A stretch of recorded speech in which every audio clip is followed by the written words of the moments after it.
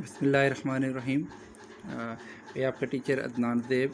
हम chapter number 12 second year से आज का जो हमारा टॉपिक होगा वो थर्मोकपल होगा। लेक्चर स्टार्ट करने से पहले मैं आप सबसे यही आपको सबको एडवाइस करूँगा कि वो बच्चे जिन्होंने अभी तक हमारे चैनल को सब्सक्राइब नहीं किया तो काइंडली चैनल को ज़रूर सब्सक्राइब करें, बेल आइकन को भी क्लिक कर दें और साथ साथ जो है अगर आपको हमारी वीडियो पसंद आए तो ज़रूर लाइक कीजिएगा। सब्सक्रिप्शन का आपको फ़ायदा ये हो जाएगा कि अगर आपने सब्सक्राइब किया होगा और बेल आइकन को आपने क्लिक किया होगा तो जो भी आपको वीडियो नई मैं अपलोड करता हूँ तो आपको उसके नोटिफिकेशन मिल जाएगा, तो आपको सर्च करने की ज़रूरत नहीं पड़ेगी। ठीक है, तो लेट्स स्टार्ट द टॉपिक। आज जो हमारा टॉपिक है थर्मोकपल।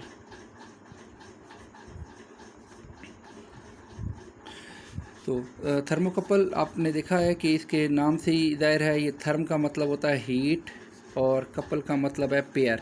तो बेसिकली ये जो थर्मोकपल है ये सीबेक ने दरियाफ्त किया था। इसने सीबेक एक साइंटिस्ट था, उसने 1821 के अंदर जो है वो एक रिलेशन ड्राइव की थी हीट और हमारे पास इलेक्ट्रिसिटी में, हीट एंड करंट के। तो उसने कहा कि अगर या हीट करंट या ईएमएफ की बात कर सकते हैं, तो उसने कहा कि अगर आपके पास दो डिफरेंट मेटल्स हैं और इन डिफरेंट मेटल्स को डिफरेंट टेम्परेचर पे आप रखेंगे तो ऐसी सूरत हाल में हमारे पास ये हीट में टेम्परेचर भी आप ऐड कर सकते हैं। तो टेम्परेचर और करंट या ईएमएफ के दरमियान रिलेशन है।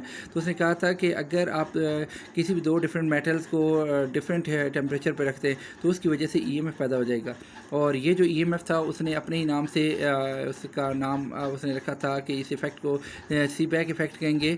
और जो ईएमएफ पैदा होगा इसको हम बोलेंगे थर्मो इलेक्ट्रिक ईएमएफ, और जो करंट होगा उसको थर्मो इलेक्ट्रिक करंट, और अप टू सॉन इस तरीके से बात करेंगे। ये निहार के लिए थर्मो इलेक्ट्रिक। तो इस बिना पे थर्मोकपल एक ऐसी डिवाइस है जो कि दो डिफरेंट मेटल्स के पेयर से मिल के बनी होती है, और इसमें एक जो मेटल है उसको हाई टेम्परेचर और दूसरे को लो टेम्परेचर देते हैं। फॉर एग्ज़ाम्पल हमारे पास यहाँ पे कोई भी मेटल ले लेते, मैं फॉर एग्ज़ाम्पल हमारे पास कोई मेटल रख लेता हूँ, लेट से सिल्वर रख लेता हूँ, और साथ साथ में यहाँ पे जो है वो गोल्ड वगैरह रख लेता हूँ। ये गैल्वानोमीटर लगा दिया, और ये मेरे पास है गोल्ड, यानी ये भी गोल्ड है और ये भी गोल्ड है, ये सारा गोल्ड है और ये ऊपर वाला सिल्वर हो गया। ठीक है, लेट से यहाँ पे हम जो है वो इसको मैं हाई टेम्परेचर दे देता हूँ, हाई टेम्परेचर, और इसको ये इसका जो है आप देख रहे हैं कि यहाँ से लेकर यहाँ तक सिल्वर है। तो सिल्वर का एक जोड़ यहाँ पे लगा हुआ और एक इसका जंक्शन यहाँ पे है। तो एक जंक्शन को हाई और दूसरे को लो टेम्परेचर। ठीक है, ये कोल्ड टेम्परेचर या लो टेम्परेचर इसे रख लें। अब क्या होगा कि जैसे ही आप टेम्परेचर रखेंगे तो एक हाई टेम्परेचर एक लो टेम्परेचर, तो उस बना पे यहाँ से हमारे पास करंट फ्लो होना शुरू हो जाएगा, और ये जो करंट हमारे पास फ्लो होगा ये हमारे पास हॉट बॉडी से कोल्ड बॉडी की तरफ जाएगा, और थ्रू मेटल्स, और फिर इधर से होता हुआ यहाँ से होता हुआ इस तरीके से करंट फ्लो हो जाएगा। तो इस करंट को थर्मो इलेक्ट्रिक करंट, इस इफ़ेक्ट को सीबैक इफ़ेक्ट, और जो करंट होगा उसको थर्मो इलेक्ट्रिक करंट के नाम से जाहिर किया जाएगा। ईएमएफ को थर्मो इलेक्ट्रिक ईएमएफ बोलेंगे। ये जो मेटल है आपने सिल्वर, जिसे हमने गोल्ड इस्तेमाल किया, कोई भी मेटल का पेयर इस्तेमाल कर सकते हैं आप। नोबल मेटल इस्तेमाल कर सकते हैं। नोबल का मतलब है जिस तरह महंगे जो मेटल्स हैं, गोल्ड हो गया, प्लेटिनियम हो गया, सिल्वर हो गया, इस तरीके से आप इस्तेमाल कर सकते हैं। ना तो बेस मेटल इस्तेमाल कर लें। बेस मेटल में हमारे पास आ जाता है कॉपर, आयरन, और इस तरीके से लेड वेड, ये जो है ये हमारे पास इस्तेमाल होते हैं। तो कोई भी आप मटेरियल इस्तेमाल कर सकते हैं, यानी मेटल का पेयर इस्तेमाल कर सकते हैं। और एक और ख़ास बात याद रखिएगा कि ये सीबैक इफ़ेक्ट है या थर्मोकपल जिस तरह काम करता है, तो अगर आपका दिल चाहे तो हाई टेम्परेचर को यहाँ ले जाएं और लो टेम्परेचर यहाँ शिफ्ट कर दे, तो करंट इधर से इधर फ्लो होना शुरू हो जाएगा। दोनों हालतों में करंट ज़रूर फ्लो करेगा, और करंट इस बात पर डिपेंड करेगा कि आया कि हाई और लो टेम्परेचर किया, इसके अलावा और किसी बात में नहीं डिपेंड करेगा। और हाँ, नेचर ज़रूर इम्पॉर्टेंट है। जो ईएमएफ पैदा होगा उस ईएमएफ की अगर हम वैल्यू लिखें तो ये alpha T plus half beta T square हो जाएगा। जबकि अल्फ़ा जो है वो हमारे पास यहाँ पे होगा thermo electric coefficient of A one metal, और बीटा जो है वो सेकंड मेटल का थर्मो इलेक्ट्रिक कोफिशिएंट होगा, यानी टेम्परेचर बढ़ाने से कितना करंट को फ्लो करेगा। ईएमएफ जो है ये ई से इंडिकेट हुआ और टी फॉर टेम्परेचर है। तो ये हमारे पास थर्मोकपल। अब इस थर्मोकपल को स्टडी करने के लिए हम यूँ कर लेते हैं कि एक छोटी सी एग्जांपल या एक्सपेरिमेंट ले लेते हैं, जिसमें हम एक सिल्वर और कॉपर का पेयर जोड़ के हम उसकी कुछ बातें स्टडी करेंगे। तो फॉर एग्ज़ाम्पल हमारे पास यहाँ पे गैल्वानोमीटर हमने लगा दिया है, ठीक है। और ये हमारे पास मटेरियल है, ये कॉपर से बना हुआ है, और इस कॉपर के हम यहाँ पे जो है वो इस तरीके से यहाँ पे लगा देते हैं। ये हमने डिफरेंट मेटल यहाँ पे इस्तेमाल कर रहे हैं, मैं आपको बताता चलूँगा कि कहाँ पे डिफरेंट है।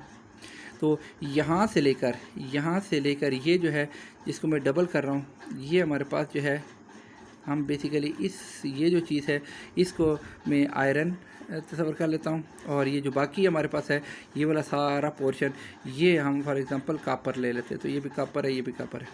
अब एक को आप हॉट बॉडी के अंदर फॉर एग्ज़ाम्पल यहाँ पे जो है वो पानी जो है गर्म है और हॉट वाटर है, ठीक है, हॉट वाटर, तो आप इसके अंदर इसको डाल दें, ठीक है, एक कोना इसके अंदर डाल दें। जबकि जो दूसरा है हमारे पास इस साइड पे जो है वो आइस क्यूब वगैरह ले ले, ठीक है। तो ये हमारे पास आइस क्यूब इसके अंदर रख देगी, ठीक है। अब ऑटोमेटिकली एक हाई टेम्परेचर है, एक लो टेम्परेचर है। तो आप देखेंगे कि शुरू में जिस वक्त ये आइस तो 0 डिग्री सेंटीग्रेड पे होगी, तो जैसे जैसे इसका टेम्परेचर पहले की फॉर एग्जांपल लेट से इसका टेम्परेचर शुरू में कम है और आहिस्ता आहिस्ता हम इसको हीट देते जा रहे हैं, टेम्परेचर बढ़ता जाएगा। तो आप देखेंगे कि यहाँ पे जैसे जैसे टेम्परेचर बढ़ता जाएगा यानी हाँ कोल्ड और हॉट टेम्परेचर के दरमियान डिफरेंस क्रिएट होता जाएगा। तो आप देखिएगा कि ऑटोमेटिकली यहाँ से हमारे पास जो है वो EMF जनरेट हो जाएगा, जो कि गैल्वानोमीटर इंडिकेट करता रहेगा, ठीक है। अब आप टेम्परेचर जिस तरह बढ़ाते जाएंगे, तो फॉर एग्जांपल मैं इस साइड पे हम टेम्परेचर को रख लेते हैं और इस साइड पे मैं EMF को रख लेता हूँ। तो मैं देखता हूँ कि जैसे जैसे फॉर एग्जांपल ये 0 डिग्री सेंटीग्रेड यानी 32 फ़ारेनहाइट ले लेते, तो टेम्परेचर आप बढ़ाते जाएंगे, तो टेम्परेचर के बढ़ाने के साथ ये हार्ट बॉडी का तो आहिस्ता आहिस्ता इसका EMF बढ़ना शुरू हो जाएगा, जो गैल्वानोमीटर इंडिकेट करेगा उसकी डिफ्लेक्शन, और करते करते करते करते एक ख़ास टेम्परेचर पे जो EMF होगा वो मैक्सिमम हो जाएगा।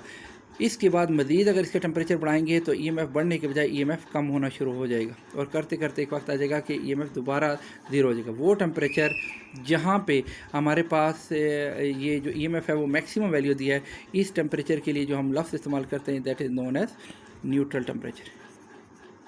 और इस न्यूट्रल टेम्परेचर सिर्फ और सिर्फ इस बात पर डिपेंड करेगा कि हार्ट बॉडी का टेम्परेचर क्या है, इस बात पर नहीं डिपेंड करेगा कि आपने कोल्ड बॉडी को कितने पे रखा है। और साथ साथ जैसे जैसे आप टेम्परेचर को मज़ीद, मैंने कहा न्यूट्रल टेम्परेचर से मज़ीद बढ़ाएंगे तो एक वक्त आएगा कि उसका EMF कम होना शुरू हो जाएगा, और करते करते एक स्टेज ऐसी आएगी कि EMF आपका 0 हो जाएगा, यानी कोई EMF पैदा नहीं होगा, गैल्वानोमीटर डिफ्लेक्शन 0 करेगी। इसको हम इन्वर्जन टेम्परेचर बोलते हैं, इन्वर्जन टेम्परेचर। तो अगर जिस तरह मैंने अभी एग्जांपल दी है कि आयरन और कॉपर की, तो ऐसी सूरत हाल में जो हमारे पास न्यूट्रल टेम्परेचर होगा वो 518 फ़ारेनहाइट पे जो है वो मैक्सिमम EMF देगा, और यहाँ पे 1004 फ़ारेनहाइट के ऊपर जो है वो इसका EMF 0 हो जाएगा। तो ये आज का हमारा छोटा सा टॉपिक था, उम्मीद करते हैं कि आपको समझ आया हो। अल्लाह हाफिज़।